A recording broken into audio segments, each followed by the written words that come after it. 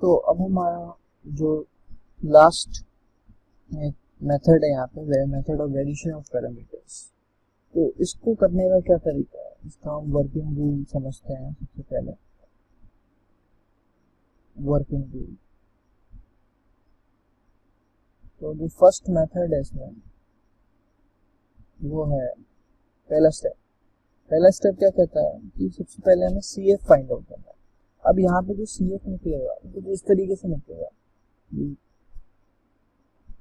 ए Y one plus B Y two. ये मैं आपको बताऊंगा ये कैसे निकाला जाता है एक एग्जाम्पल लेके।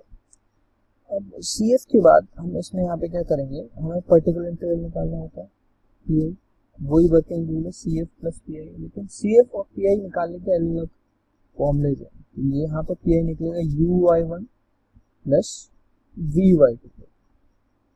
यू और वी कैसे निकलेंगे, क्या होगा, मैं आपको बताऊंगा। इसके बाद थर्ड स्टेप है हमारा,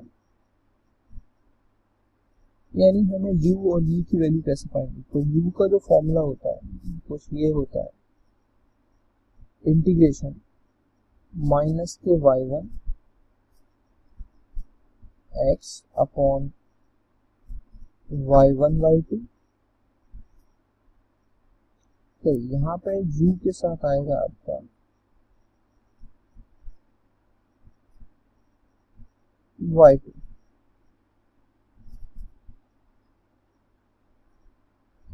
माइनस के y2x y1 y2 y1 y2 dash minus y1 dash y2। ये है आपका फॉर्मूला u का।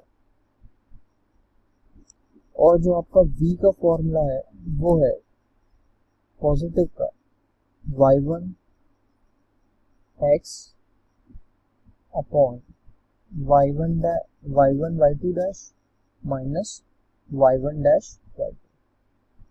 y1 dy, ये भी आपका dx। तो यहाँ से u और v की वैल्यू आप फाइंड आउट कर सकते हैं। अब मैं आपको बताता हूँ कि कैसे आप क्वेश्चन कर सकते हैं method of variation parameters.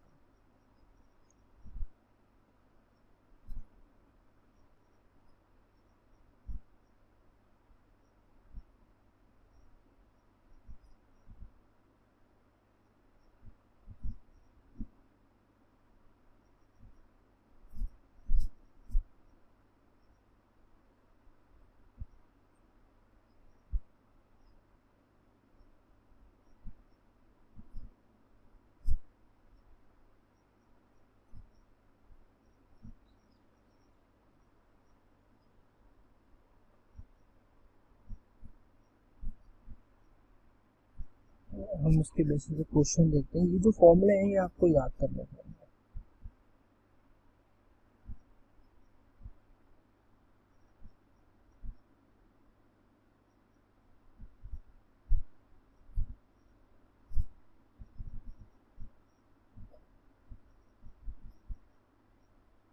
D square y by d x square, d square y by d x square plus y equal to cosec x. तो ये आपको क्वेश्चन, तो सबसे पहले आप सी एफ जैसे फाइंड आउट करते हैं आपको वैसे फाइंड आउट करना है। जितने भी यहाँ पे क्वेश्चन होंगे ये सब कॉम्प्लेक्स होंगे, आप याद रखें। वेरिएशन ऑफ पैरामीटर तभी आपका जो सी एफ निकला है वो A Y one plus B Y two. तो ये हमारा निकलेगा, इसकी ऑक्सिलरी इक्वेशन जो बनेगी, सबसे पहले मैं इसको इस फॉर्म में लिख लेता हूँ। यहाँ पे इसकी ऑक्सिलरी इक्वेशन जो बनेगी वो बनेगी m square plus 1 equal to 0, यानी एम की जो वैल्यू आई है वो आपकी आई है प्लस माइनस के आई। तो जो आपका सी एफ बना वो बना A cos X plus B sine X. ये आपका सी एफ आ गया। अब आपको पी आई फाइंड आउट करना है। पी आई फाइंड आउट करने के लिए यानी y1 into u plus y2 into v, तो u और v फाइंड आउट करना है। तो अब हम देखते हैं u और v। अब ये जो CF है ये a cos x plus b sin x है। अब आपको ये तो पता चल गया कि कांस्टेंट कौन सा है, यानी a और b, और ये क्या है, ये आपका cos x और sin x। तो हमारा CF क्या कहता है कि a y1 plus a y2, तो ये आपका y1 हो गया, ये आपका y2 हो गया। अब PI जो आप सॉल्व करेंगे y1u प्लस y2v, तो यानी u निकालने का जो हमारा फॉर्मूला था वो था माइनस के y2 into x upon y1 y2 dash minus y1 dash y2। तो अब x क्या है यहाँ पर, x है हमारा जो इक्वल्स टू के आगे है, यानी cosec x। तो ये हो जाएगा आपका इंटीग्रेशन माइनस का y2 यानी sin x इंटू x यानी cosec x अपॉन y1 आपका क्या है cos x, y2 डैश यानी sin x का डिफरेंशियल हो गया आपका cos x, तो ये हो गया cos square x minus y1 dash है आपका cos x का डिफरेंशियल माइनस का sin x, ये प्लस हो गया प्लस का sin x और y2 यानी sin स्क्वायर x। तो ये आपका कौन हो गया, sin x से cos x भी कट गया, तो ये इंटीग्रेशन -1 आपका आ गया माइनस का x। तो u की वैल्यू आ गई आपके पास -x। अब आप ऐसे ही v की वैल्यू फाइंड आउट करेंगे। v की वैल्यू, v का फॉर्मूला हो गया प्लस का y1 x upon y1 y2 dash minus y1 dash y2। तो इस नीचे की वैल्यू तो आप ऑलरेडी पहले निकाल चुके हैं, 1 आ रही है। ऊपर आपका y1 यानी cos x into cosec x dx, नीचे की वैल्यू तो 1 है। अब आपको इसका इंटीग्रेशन करना है, तो इसका इंटीग्रेशन आप करेंगे तो ये हो जाएगा cosec x 1/5, तो ये cot x हो जाएगा। तो cot x का मेरे पास इंटीग्रेशन का फॉर्मूला होता है log sin x। तो मेरे पास v की वैल्यू भी आ गई log sin x।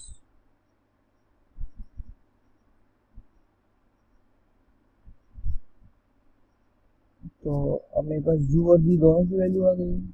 तो अब मैं आपका कंप्लीट सॉल्यूशन लिख सकता हूँ यहाँ पे, तो वो होता है CF प्लस PI।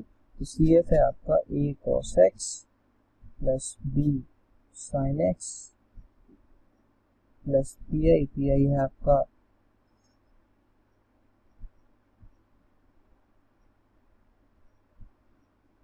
u1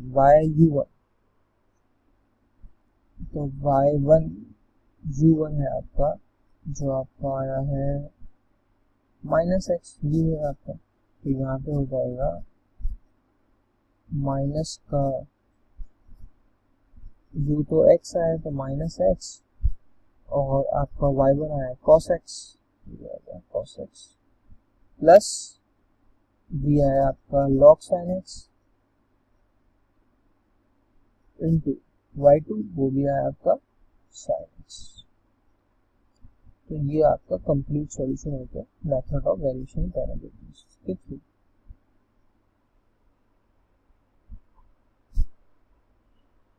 इसका हम एक और एग्जांपल देखते हैं।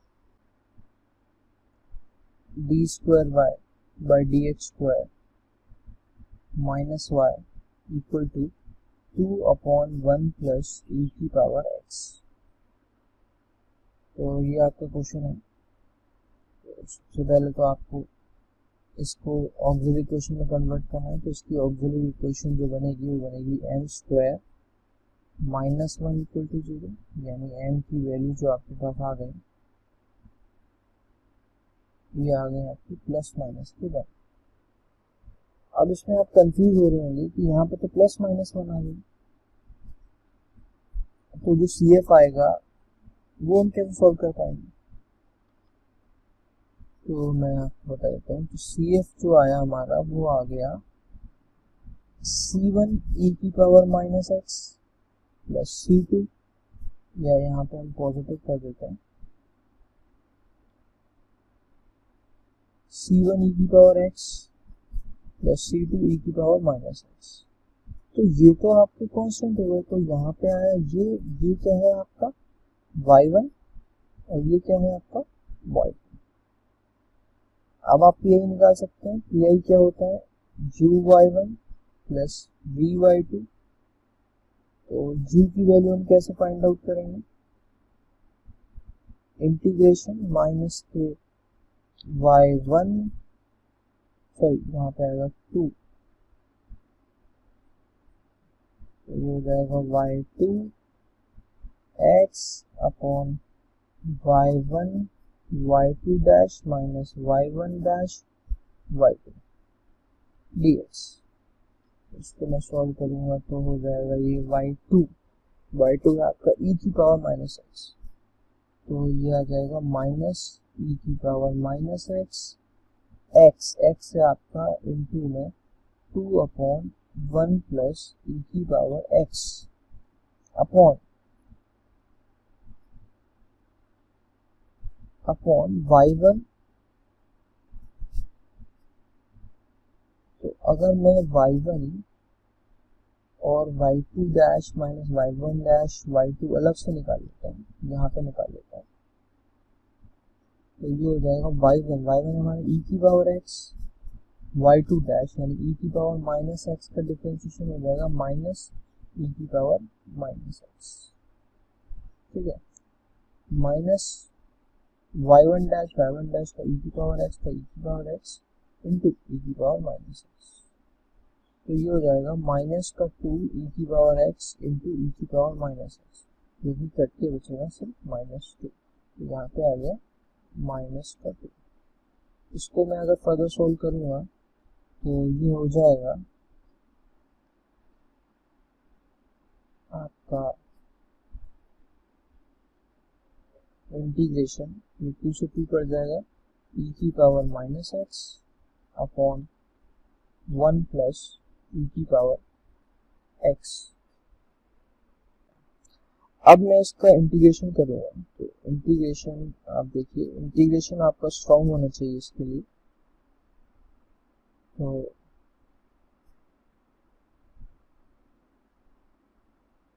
मैं ऊपर नीचे e की पावर x से मल्टीप्लाई कर देता हूँ, तो ऊपर तो आपका 1 बन जाएगा, यहाँ पे आपका आ जाएगा e की पावर x 1 प्लस e की पावर x। ठीक है, अब मैं पार्शियल फ्रैक्शन का यूज करके इसको मैं ये ले सकता हूँ 1 अपॉन e की power x minus 1 upon 1 plus e की पावर x dx। ठीक है, अब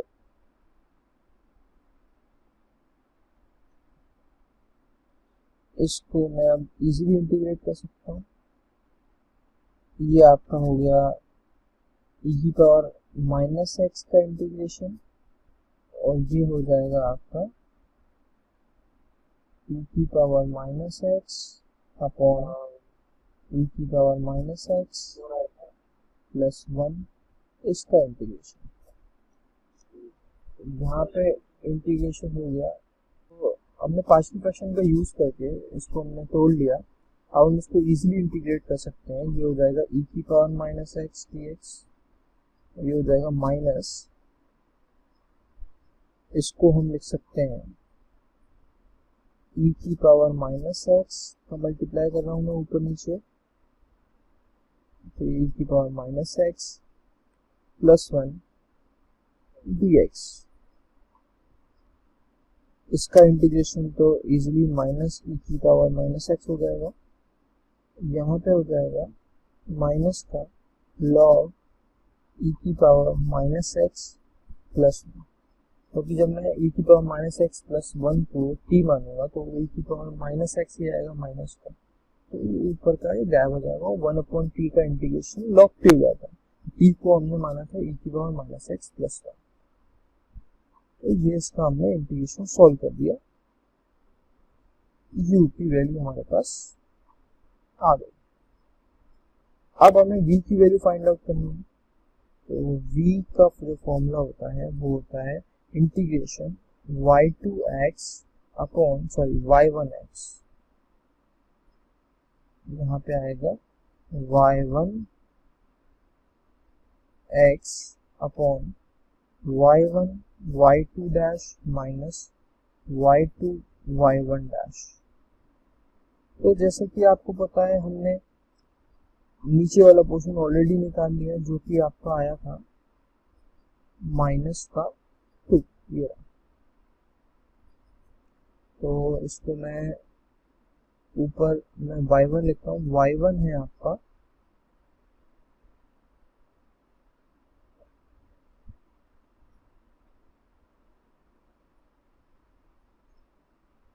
e की पावर x, y1 है आपका e की पावर x इंटू x, वो है आपका 2 अपॉन 1 प्लस e की पावर x, और ये जो हमने सॉल्व किया ये आया आपका माइनस 2 से 2 कैंसिल dx, तो इसको मैं लिख सकता हूँ माइनस का e की power x upon 1 plus e की पावर x dx। तो इजिली 1 प्लस e की पावर x को t मान के हम इसको सॉल्व कर सकते हैं, तो ये आ जाएगा माइनस के लॉग 1 प्लस e की पावर x। तो u और v की वैल्यू हमारे पास आ चुकी है। अब हम कंप्लीट सॉल्यूशन हम लिख सकते हैं, पहले हम पी लिख लेते हैं, तो पी हमारा हो जाएगा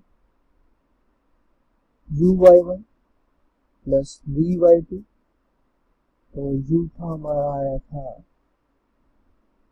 e की पावर माइनस e की power minus x minus e की पावर माइनस एक्स माइनस के लॉग e की power minus x plus 1 into में y1 है हमारा e की पावर x प्लस v आया है हमारा माइनस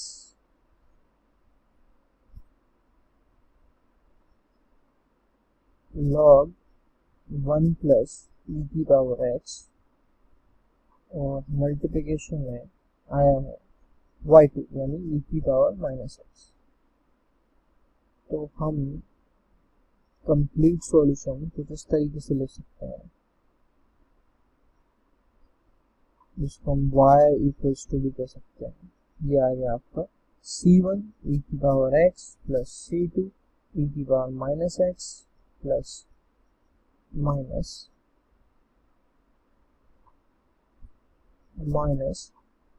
e की पावर x इंटू में e की पावर माइनस x